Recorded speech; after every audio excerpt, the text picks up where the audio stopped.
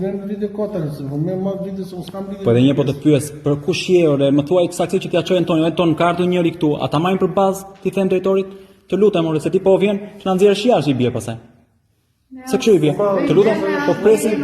Më thanë, Po. shkresa juaj është shuar Ministrinë e Financave. Po pse nuk erdhi përgjegjësi? Ti përgjigje nga Ministri e Financave për rastin tuaj. Kush je ti që po na jep këtë përgjigje? Të lutem, kush je ti po të pyes ore? Përgjegjësi i shërbimeve në Ministrinë e Bujqësisë. Po të lutem duhet të vijë ton drejtori përgjegjës që Nuk e di kush është Antoni, s'di të them. po të vi sekretari i përgjithshëm, sekretari të na i bëj këtë. Mos regjistro. Të lutem, po patjetër regjistron se duhet t'ja çoj të zotërisë temore. A keni zgjuar diçka tillë? Si do të dalim jashtë? Jo, nuk dalim jashtë.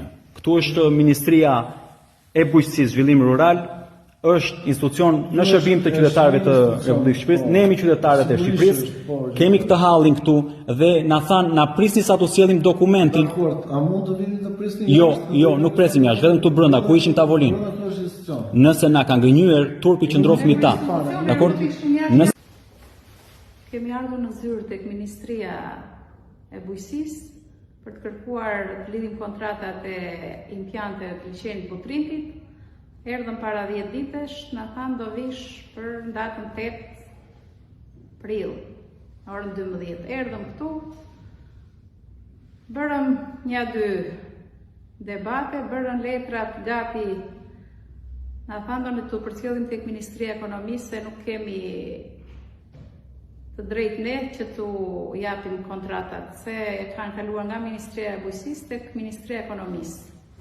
Tani ata po përsërisin letrat andej, do na përcjellin si herën e parë, edhe t'ikim prapë. Neve në qoftë se nuk na japin një rrugë zgjidhje, ne këtu do rrim, do bëjmë grevurie, tu direkt në zyrë.